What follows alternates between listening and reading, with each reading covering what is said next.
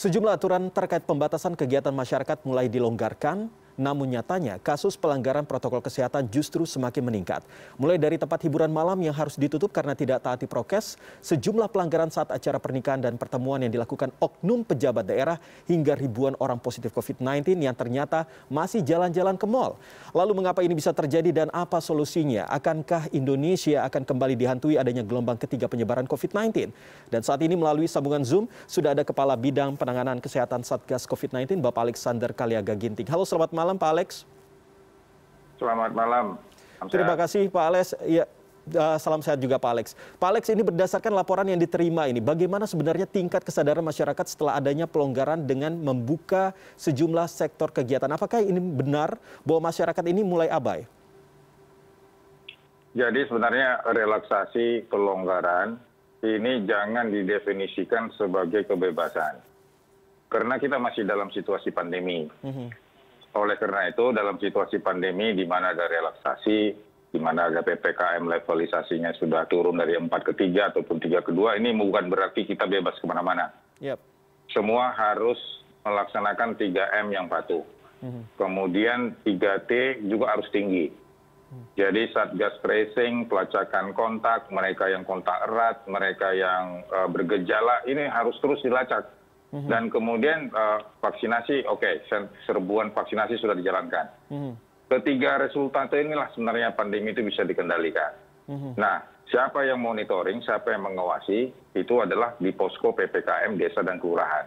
Sehingga posko PPKM desa dan kelurahan melalui RT dan RW harus benar-benar mengawasi, mengendalikan, memonitoring semua warga yang ada. Dan kalau kita lihat di aplikasi Peduli Lindungi itu kan ada warna-warnanya tuh. Ada warna hitam, ada yang merah, ada yang kuning.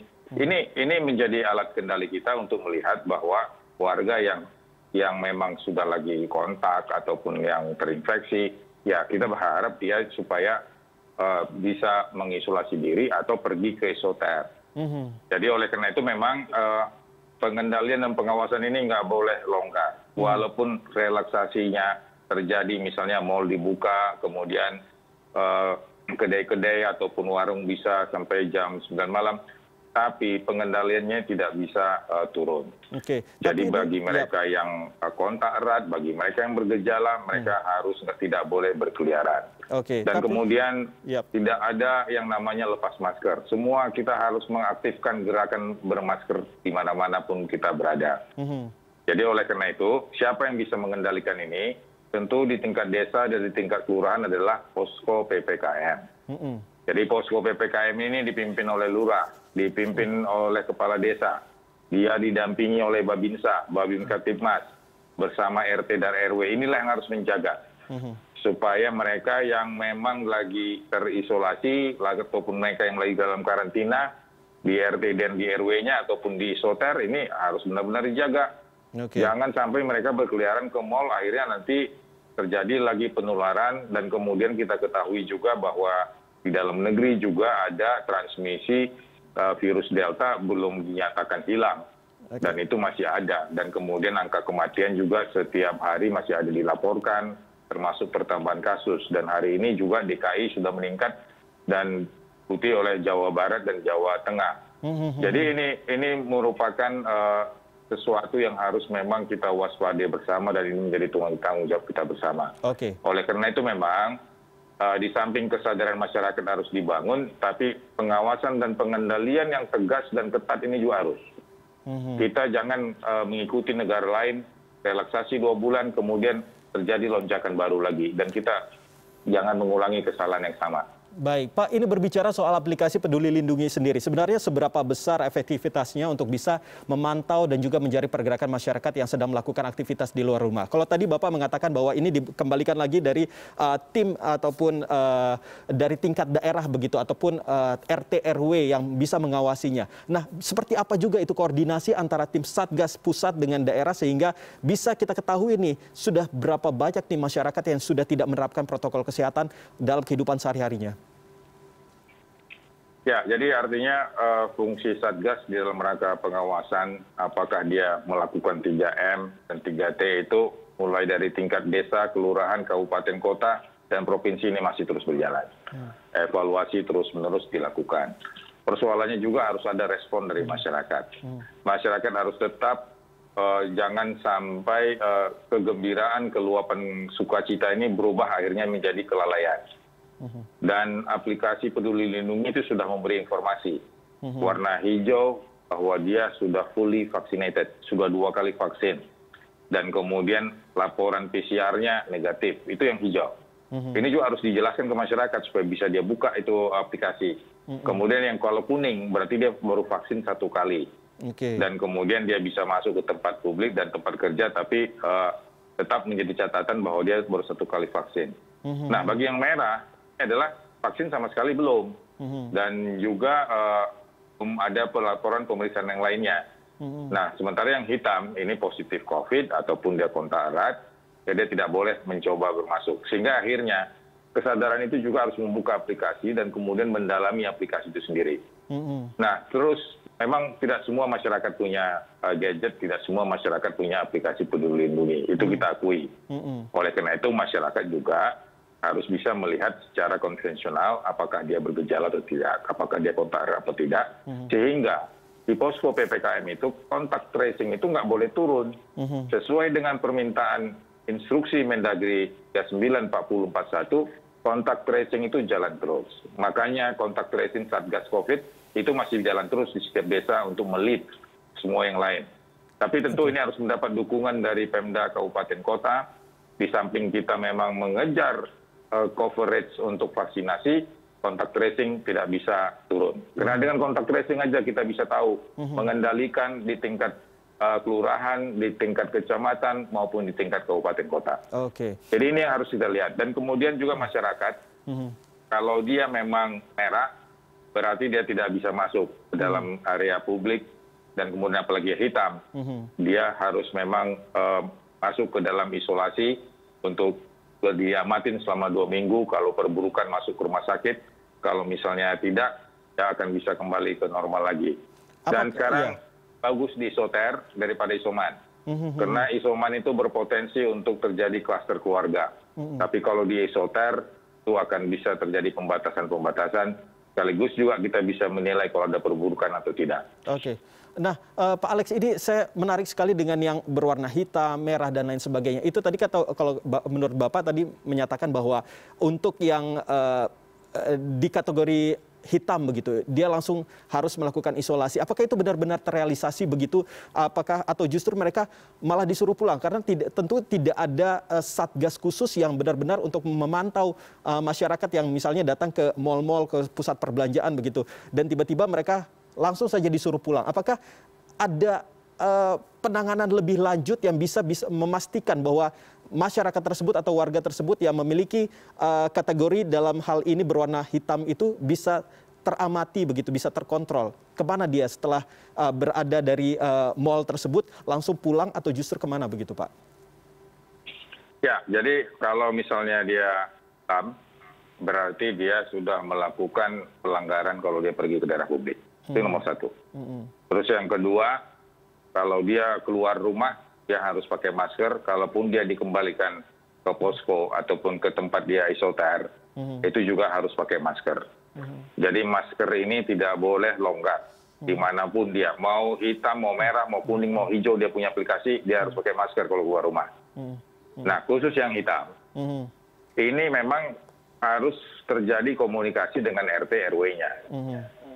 Kedua, orang yang hitam itu kan berarti positif COVID. Berarti PCR-nya positif. PCR itu kan sudah terkoneksi antara nomor NIK-nya dan kemudian di mana dia berdomisili, dan kemudian ini bisa masuk. Dan kemudian oleh karena itu ini juga akan muncul di dalam hasil pelacakan kontak. Sehingga ini memang terkait. Oleh karena itu tim pelacakan kontak itu kan juga tim yang menjangkau dan kemudian tim juga yang melakukan merumahkan orang atau mengurung orang. Sehingga tim pelacakan kontak itu nggak boleh turun memang. Sehingga mereka yang mengurung orang yang kontak erat, mereka juga yang mengurung mereka yang positif. Nah, kalau rumahnya tidak memadai, tidak sanggup untuk menampung itu, kita kirim ke isoter. Dan pemerintah sudah menyiapkan isoter tersebut. Sehingga memang di sini ada tanggung jawab yang terus-menerus tidak boleh berhenti antara posko PPKM kelurahan, posko PPKM desa, dan Bapak RT RW serta tim pelacakan kontak. Makanya tim pelacakan kontak itu nggak boleh sambilan. Tim pelacakan kontak itu ya benar-benar tugasnya untuk melakukan kontak tracing. Siapa yang kontak erat, siapa yang bergejala, itu harus paham. Kalau dia sambilan, dia nggak bisa bedain itu. Disangkanya kontak erat dengan orang yang bergejala bersama-sama terus. Nah, itu persoalannya. Makanya Satgas COVID-19 Nasional itu sudah melaksanakan kontak erat ini sekitar November 2020. Dan itu efektif berjalan sampai Maret. Dan kemudian diaktifkan kembali lagi sejak bulan Juli kemarin, Agustus kemarin. Baik. Jadi oleh karena itu memang tim pelacakan kontak ini harus terus-menerus sampai nanti dinyatakan pandemi itu terkontrol, pandemi itu sudah dicabut ataupun ada kebijakan pemerintah menyatakan bahwa semua sudah terkontrol. Sepanjang ini masih rentan, pelacakan kontak harus terus-menerus. Kalau terus-menerus berarti ada testing, ada tracing, dan ada isolasi. Jadi jangan isolasinya dicabut, pelacakan kontaknya dikerjakan, percuma juga. Jadi walaupun angkanya memang sekarang melandai, tapi yang namanya 1 kasus saja positif atau 2 kasus saja positif, ini berpotensi menularkan ke 8 orang yang lainnya. Oke, baik. Sehingga kita lihat kota Sydney hanya 1 aja kasus yang positif, mereka bisa tutup di 1 distrik. Betul. Jadi ini yang harus kita tiru sekarang. Jadi tim pelacakan kontak itu harus benar-benar yang profesional, yang sudah dilatih, dan kemudian dilakukan monitoring, evaluasi setiap minggu. Dan dia bukan bekerja sambilan, tapi dia benar-benar well dedicated untuk melakukan kontak tracing, mencari 80% mereka yang kontak erat, sehingga mereka bisa mengobservasi apakah kontak erat itu berubah menjadi kasus yang positif atau tidak. Kalau tidak, dia akan bisa dikembalikan ke masyarakat. Ini kuncinya. Jadi kontak erat yang ada di mal itu, kemudian mereka yang hitam di mal itu pasti karena lepas kontrol dari tim pelacakan kontak di daerahnya masing-masing. Oke, berarti ini intinya bahwa misalnya kita melakukan tes PCR begitu di rumah sakit ataupun di tempat tertentu begitu, itu langsung terdetek ke aplikasi Peduli Lindungi. Jadi bukan berarti aplikasi Peduli Lindungi itu hanya entah dari mana begitu informasi apakah orang tersebut mengalami ataupun bisa terkena COVID-19 ataupun tidak, ternyata bisa terdeteksi dari hasil tes PCR yang kita lakukan di sejumlah tempat, begitu ya Pak ya? Ya, karena itu align dengan NIK, NIK align dengan aplikasi, dan kemudian ini akan berhubungan dengan silacaknya dari tim pelacakan kontak. Nah Pak, ini terkait dengan Presiden Joko Widodo sempat menyatakan bahwa Indonesia ini akan berubah dari masa yang pandemi ke endemi begitu. Nah, ini sebenarnya roadmap-nya seperti apa agar ini kan kita pelonggaran sudah dilakukan ini oleh pemerintah untuk kegiatan-kegiatan sosial. Nah, tentunya kita tidak berharap akan terjadinya adanya gelombang ketiga COVID-19. Nah, sebenarnya roadmap-nya yang dilakukan pemerintah ke depannya seperti apa agar kejadian yang terjadi pada beberapa bulan yang lalu ini tidak terulang lagi? Ya, jadi bahwa di dalam kita menghadapi masalah pandemi ini, ada 3 kegiatan yang harus kita lakukan. Pertama itu adalah melaksanakan prevent, detect, dan response. Response itu adalah di rumah sakit. Kemudian prevent dan detect itu adalah di sektor hulu. Jadi oleh karena itu deteksi ini harus terus-menerus dilaksanakan. Apakah itu testing epidemiologi ataupun testing screening. Kemudian juga meningkatkan rasio kontak erat yang dilacak. Dan ini melibatkan seluruh satgas kontak tracing yang ada di level paling bawah, yaitu di level kelurahan dan di level desa, supaya berjalan terus. Kemudian juga di daerah pintu-pintu masuk kota-kota besar, tetap melaksanakan surveillance genomik untuk melihat apakah ada perubahan varian baru, apakah ada varian lokal, atau varian of interest yang diumumkan oleh Badan Kesehatan Dunia, varian of concern sudah masuk ke Indonesia atau tidak. Nah, kemudian juga di dalam respons, yaitu di terapeutik, maka rumah sakit tetap harus bisa mampu mengobati mereka yang sedang dan berat. Dan kemudian harus bisa menyiapkan SDM yang sudah semua tervaksinasi untuk bisa menghadapi kalau ada yang sakit. Dan kemudian juga bagaimana isolasi terpusat juga harus tetap tersedia. Sehingga kalau ini dirawat di rumah, ini berpotensi untuk meningkatkan klaster keluarga. Jadi 1 orang nanti akan menularkan 5 orang, 7 orang di keluarga tersebut. Nanti akibatnya lonjakan lagi seperti bulan 7 kemarin. Jadi mereka ini harus didorong ke sana. Sehingga siapa yang bisa mendorong ini, siapa yang bisa melakukan detek ini, jawabannya adalah posko PPKM kelurahan, posko PPKM desa. Ini yang harus diperkuat, ini yang harus dibina, ini yang harus didorong terus-menerus supaya bisa melaksanakan patroli di desanya masing-masing. Jadi melakukan berbagai deteksi dan melakukan berbagai surveillance. Nah, di samping itu juga tentu imunitas seluruh masyarakat harus ditingkatkan. Nah, tentu dalam hari ini vaksinasi. Dalam program vaksinasi ini kita sudah berterima kasih kepada pemerintah. Serbuan vaksinasi dibantu Pemda, pemerintah pusat, TNI, Polri sudah menjalankan semua. Tapi prinsipnya juga dalam vaksinasi no one left behind. Semua harus. Dan ini kenapa? Karena pemerintah sudah mengeluarkan izinnya. Baik untuk remaja, baik ibu hamil, baik dewasa, lansia. Sekarang bagaimana mengajak mereka, merangkul mereka supaya dapat akses dan akselerasi. Termasuk juga disability. Disability itu nggak sama dengan comorbid. Jangan disamakan comorbid dengan disability. Disability itu kan karena gangguan sensorik, gangguan motorik. Jadi disability itu sebenarnya tetap divaksinasi, tapi aksesnya yang dibuat. Antriannya nggak sama dengan orang yang sehat, orang normal. Jadi comorbid suatu hal yang lain lagi. Jadi vaksinasi juga harus bisa memikirkan bagaimana sentra-sentra ini dekat ke lansia, sentra ini dekat juga ke mereka yang disability, sehingga mereka percepatan ini juga bisa berjalan baik.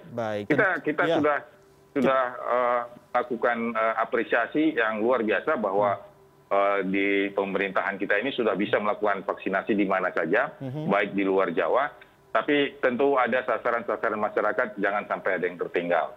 Khususnya lansia, ini tentu bagaimana kita jemput bola, disability, di mana ini ada pintu tersendiri, akses tersendiri, termasuk juga kelompok-kelompok masyarakat yang ada di pedalaman, bagaimana kita bisa menjangkaunya. Karena treatment untuk melakukan vaksinasi mereka orang yang di pegunungan nggak sama dengan orang yang di pinggir pantai, di daerah nelayan. Baik, Pak Alex. Demikian juga tidak sama juga di daerah industri. Sama-sama kita berharap. Ini harus bisa ada intervensi yang khusus. Tentunya itu kita menggunakan berbagai perangkat lokal yang ada di daerah masing-masing. Iya, balik lagi. Semoga kita sama-sama bisa menjaga protokol kesehatan, tidak hanya perangkat desa ataupun kota dan lain sebagainya, tetapi kita sebagai masyarakat dari tingkat terendah bisa ikut bersama-sama mendukung apa yang diinginkan agar pandemi ini bisa kita atasi bersama-sama. Terima kasih Pak Alex sudah berbincang dengan kami malam ini. Semoga kita semuanya sehat semuanya. Selamat malam.